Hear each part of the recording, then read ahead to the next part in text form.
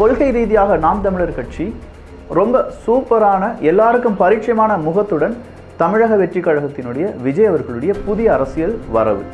இந்த இரண்டையும் ஒடுக்குவதற்கு இவங்க என்ன செய்வாங்கன்னா, கண்டிப்பாக சீமான் அவர்களை முதல் டார்கெட்டாக பண்ணுவாங்க. சீமான் அவர்களை முதல் டார்கெட்டாக இவங்க இப்போ மட்டும் பண்ணுறது கிடையாது, பல வருடங்களாகவே சீமான் அவர்கள் தான் இவங்களுடைய டார்கெட். ஒன்று, இந்த சம்மன் அப்படிங்கிறத அங்கே ஆட்கள் இல்லை, சீமான் அவர்கள் வீட்டில் யாருமே இல்லைன்னா கண்டிப்பாக யாருடையாவது கையில் தானே கொடுத்துருக்க வேண்டும். சீமான் அவர்களை அவமானப்படுத்துவதற்காக அவங்க வீட்டுக்கு முன்னாடி அதை ஒட்டிட்டு போகிறாங்க. அந்த கேட்டில் காவலாக இருந்தது யார் அப்படின்னு கேட்டிங்கன்னா, முன்னாள் பார்டர் செக்யூரிட்டி ஃபோர்ஸினுடைய ஒரு இராணுவ பர்சன். இந்த காவல்துறை அதிகாரி அந்த காவலாளியை அடிப்பது, முன்னாள் இராணுவ வீரரை அடிப்பது அப்பட்டமாக வீடியோவில் தெரியுது. அந்த காவல்துறை அதிகாரி தான் ஃபஸ்ட்டு கை நீட்டினாரே தவிர அந்த இராணுவ வீரர் கிடையாது. இந்த இராணுவ வீரர் கிடையாது அப்படின்னு சொல்லும்போது, அடுத்ததாக இந்த காவலுக்கு இருக்கக்கூடிய அந்த இராணுவ வீரரை அடிப்பதற்கு 2 நபர்கள் வராங்க. அந்த 2மே யூனிஃபார்ம் இல்லாமல் மஃப்தியில் இருக்கக்கூடிய நபர்கள். மஃப்தியில் இருக்கக்கூடிய ஒரு நபர்கள், ஆயுதப்படையை சார்ந்தவர்கள் அப்படின்னு சொன்னால் கூட, மஃப்தியில் இருக்கிறவங்க ஒரு நபரை அடிப்பதற்கான உரிமை யார் கொடுத்தார்கள் அப்படிங்கிற கேள்வியை நாம் தமிழர் கட்சியை சார்ந்தவங்க கேட்குறாங்க.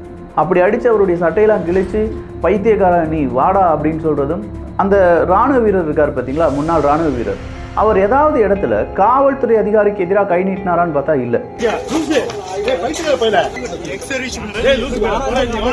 ஸோ இந்த இடத்துல அவங்களை ஏற்றும் போது அவர் சொல்றாரு, நான் ஒரு முன்னாள் பிஎஸ்எஃப் வீரர் அப்படின்னு சொல்லி, எவனா இருந்தா எனக்கு என்னடா அப்படின்னு சொல்லி உள்ளக்க ஏறுடான்னு சொல்லி அவரை அடிச்சு உள்ளக்க ஏற்றுறாங்க அப்படிங்கிறது தெரியும். சீமான் அவர்களுடைய பெயரை களங்கப்படுத்த வேண்டும் அப்படின்னு சொல்லி விஜயலட்சுமி அப்படிங்கிற அவங்களையும் சொல்றாங்க. இத்தனை வருடங்களாக நடந்துட்டு இருக்கு. ஜெயலலிதா அம்மையார் அவர்கள் ஆட்சியின் காலத்தின் போது அவங்க வரவே இல்லை. திமுக ஆட்சின்னு வரும்போது மட்டும் நான் திமுகக்கு எதிராக ஏதாவது பேசிட்டேன்னா இந்த ஒரு கார்டு எடுத்து, இந்த ட்ரங்க் கார்டா இவங்களை எடுத்து அவங்க பயன்படுத்துவாங்க அப்படின்னு சொன்னோன்னே, இதற்கு எதிராக விஜயலட்சுமி அவர்களும் ஒரு வீடியோவை பதிவு பண்ணுறாங்க. மனித உரிமை மீறல் அப்படின்னு சொல்லி மனித உரிமை கழகத்திடம் கொடுத்துருக்காங்க. முன்னாள் ராணுவ வீரர்களுடைய அசோசியேஷன் இருக்குது, அப்போ அதனுடைய ஹெட் வந்து பேசுகிறாரு.